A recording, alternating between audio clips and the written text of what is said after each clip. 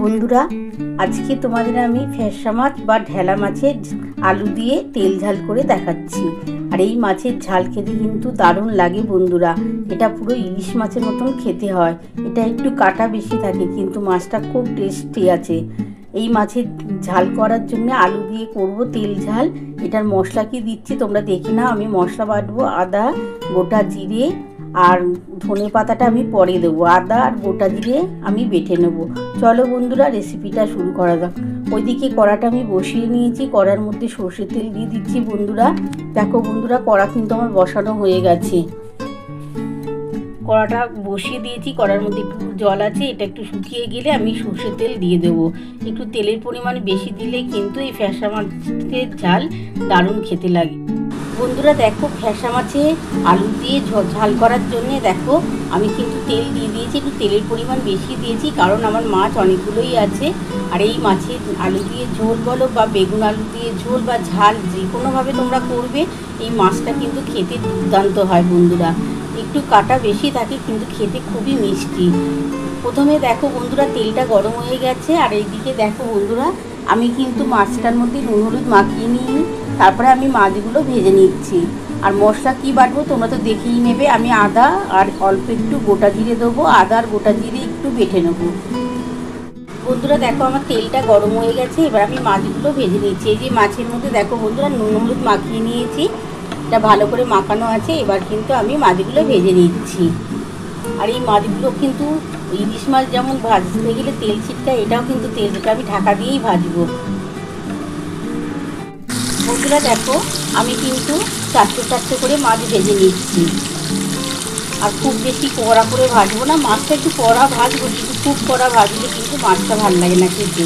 একটু আধ ভাজার মতন থাকবে। আমি সেই অবস্থাতে মাছগুলো তুলে নেবো। আমি এক পিস ভেজে নিই বন্ধুরা। এক পিস হয়ে গেলে আমি উঠে দেবো। আমি মাছ চারটে ভেজে আমি তুলে নিয়ে আসবো। তারপরে দেখো বন্ধুরা, যেটা পড়ে থাকবে ওটা আমি ভেজে নেবো। বন্ধুরা দেখো, আমি আদা আর জিরে বেটে নিচ্ছি। একটু সামান্য জল দিয়ে দিয়েছি। এটা আমি বেটে নিই, তারপর আমি রেসিপিটা তোমাদের দেখাচ্ছি। বন্ধুরা দেখো, আমার এক পিস ভাজা হয়ে গেছে। আমি এবার উঠে নিলাম।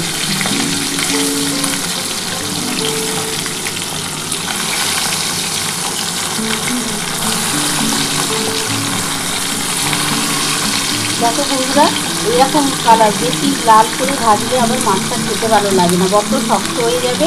ইলিশ মাছ আধ ভাজা করলে যেমন খেতে লাগে আমি সেরকমই ভেজে তুলে নিচ্ছি। এক পিঠ হয়ে গেছে, আর এক পিঠ উল্টে দিয়েছি বন্ধুরা। এটা এবার ভাজা হয়ে গেলে আমি তুলে রাখি। তারপরে যে কটা আছে আমি ভেজে তারপর আমি রেসিপিটা শুরু করবো। বন্ধুরা দেখো, আমার কিন্তু ভাজা হয়ে গেছে। এবার আমি তুলে নিচ্ছি। তারপরে এই তেলের মধ্যে যে কটা দেখো বন্ধুরা মাছ আছে আমি ভেজে তুলে নেবো। বন্ধুরা দেখো, আমার মাছগুলো ভেজে তোলা হয়ে গেছে। আর এই যে কটা বাকি ছিল আমি ভেজে নিচ্ছি বন্ধুরা। ভেজে আমি তুলে নিই, তারপরে আমি কিন্তু রেসিপিটা শুরু করব। আর এরকম ফ্যাসা মাছ বা ঢেলা মাছের ঝোল কিন্তু আলু দিয়ে পাতলা করে করবো, দারুণ খেতে হবে। একটু ধনে পাতার পরিমাণ একটু বেশি দিলে খেতে খুব টেস্ট হয়। দেখো, আদা জিরে বাটা হয়ে গেছে। আমি কিন্তু আদা জিরে মশলাটা একটু কমই দিয়ে করছি। একটু তেল ঝাল হবে তো, বেশি মশলা দিলে না মানে জিরের গন্ধটা বেশি ভালো লাগে না। সেই জন্য কম মশলা দিয়ে আজকে কিন্তু আলু দিয়ে ফ্যাসা মাছের ঝোল করছি। এটা দেখো, আমার এক পিঠ মনে হয় ভাজা হয়ে গেছে। এবার আমি উল্টে দিচ্ছি।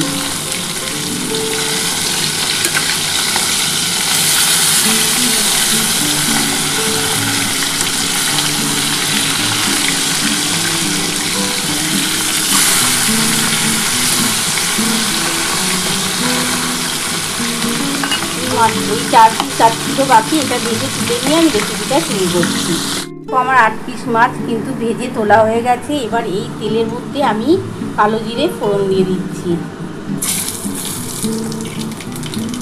কালো জিরে ফোড়ন দিয়ে দিলাম বন্ধুরা। বন্ধুরা দেখো, তেলের মধ্যে আমি কালো জিরে ফোড়ন দিয়ে দিলাম। এবার আমি এই আলুগুলো দিয়ে দিচ্ছি।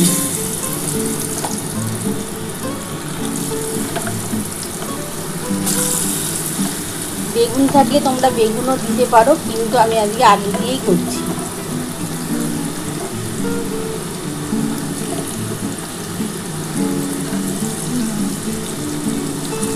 আলুটা একটু লাল লাল করে ভাজা হলে তারপরে আমি টমেটোটা দিয়ে দেবো। টমেটোটা দিয়ে নুন, হলুদ, ঝাল লঙ্কার গুঁড়ো, অল্প একটু চিনি যা দেওয়ার সেগুলো দেবো। তারপরে কিন্তু আমি মশলাটা দেবো, আদা জিরেটা। আদা জিরে মশলাটা কিন্তু আমি খুবই কম দেবো, কারণ মশলাটা একটু কম দিয়ে করলে বেশি টেস্ট লাগবে। এটা তেল ঝাল হবে তো খেতে খুব ভালো লাগে, বেশি মশলা দিলে তখন খেতে ভালো লাগবে না। একটুখানি হালকা করে ভেজে নিই বন্ধুরা। তারপরে আমি ওর মধ্যে নুন, হলুদ, ঝাল লঙ্কার গুঁড়ো, একটু চিনি সব দেবো। তো আমার কিন্তু আলুটা লাল লাল করে ভাজা হয়ে গেছে। এবার কিন্তু আমি নুন দিয়ে দিচ্ছি। তোমাদের পরিমাণ বুঝে তোমরা কিন্তু নুনটা দেবে। আমি কিন্তু 2 চামচের মতো নুন দিয়ে দিলাম। আমার কিন্তু ছোটো চামচের নুন দিলাম। 1 চামচ, বড় চামচের 1 চামচ হলুদ দেবো।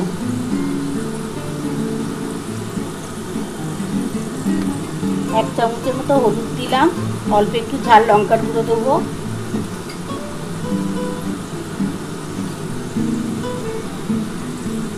ঝাল লঙ্কার গুঁড়ো দিলাম 1 চামচ। অল্প একটু চিনি দেবো, এটা টেস্ট হওয়ার জন্য বন্ধুরা দেবো। সামান্য একটু চিনি দিলাম, খুব বেশি চিনি দিই না, সামান্য একটু চিনি দিলাম। এবার ভালো করে এটা ভেজে নিতে হবে মশলাটা দিয়ে। দেখো এবার কিন্তু আমি এই যে সমস্ত নুন, হলুদ, লঙ্কার গুঁড়ো, একটুখানি চিনি সব দিয়ে একটুখানি ভালো করে ভাজা ভাজা হয়ে গেলে আমি টমেটোটা দিয়ে দেবো।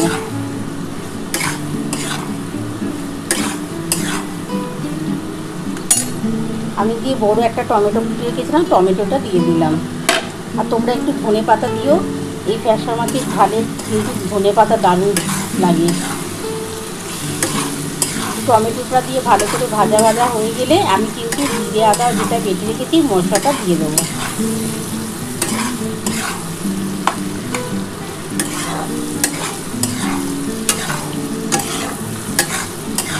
টমেটোটা যখন দেখবে একটুখানি হালকা করে বা খুন্তি করে একটুখানি এরকম চেতলে দিতে হবে, তাহলে কি মশলাটা একটু গাঢ় হয়ে যাবে।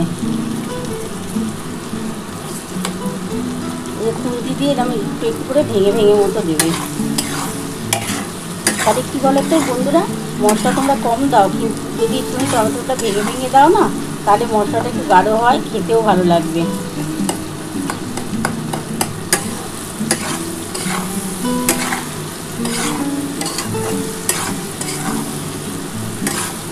দেখো আমার টমেটোটা পুরো গলে গলে গেছে। এবার আমি জিরে আদা যে মশলাটা বেটেছি ওটা আমি দিয়ে দেবো। বন্ধুরা দেখো জিরে আদা খুবই কম দিয়েছি, আমি সামান্যই বেটে দিলাম। এটা তো তেল ঝাল করছি, সেই জন্য খুব বেশি জিরে আদা দিতে ভালো লাগবে না খেতে।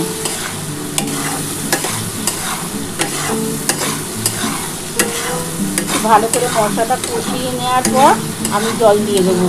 জলটা যখন ফুটে উঠবে আমি ধনে পাতাটা দেবো।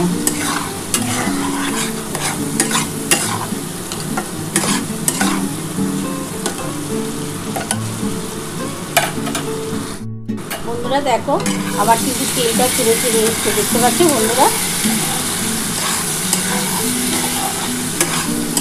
দেখো খুব সুন্দর করে আমি কষিয়ে নিয়েছি বন্ধুরা। আমি যা ভেজেছি আলুটা তাতেই কিন্তু সেদ্ধ হয়ে যাওয়ার কথা। দেখো বন্ধুরা তেলটা কিন্তু ছেড়ে ছেড়ে এসছে। এবার আমি কিন্তু জল দিয়ে দিচ্ছি।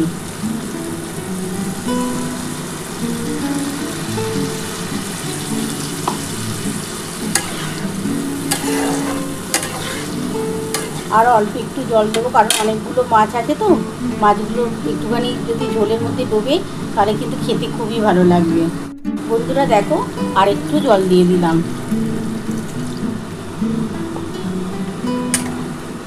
কারণ এই মাছের একটুখানি ঝোল ঝোল খেতে দারুণ লাগে।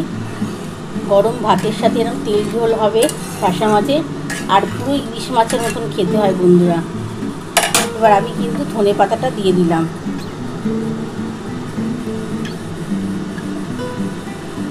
দিয়ে আমি ঢাকাটা দিয়ে দিচ্ছি। 5 মিনিটের মতন ঢাকাটা দিয়ে রাখলাম বন্ধুরা। 5 মিনিট পর আমি ফিরে আসছি। বন্ধুরা আমি 5 মিনিট পর ফিরে এলাম, দেখি কতটা হলো। দেখো ঝোলটা কিন্তু ফুটে উঠেছে, ভালোই ফুটে গেছে। দেখো এবার এই যে 4টে কাঁচা লঙ্কা আমি রেখেছিলাম, এই 4টে কাঁচা লঙ্কা ওপর থেকে দিয়ে দিলাম।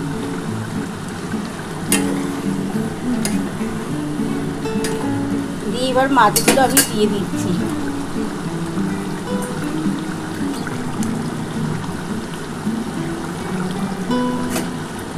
আমি বন্ধুরা মাছগুলো দিয়ে একটুখানি ফুটিয়ে নিই, ফুটিয়ে তারপর আমি নামিয়ে নেব।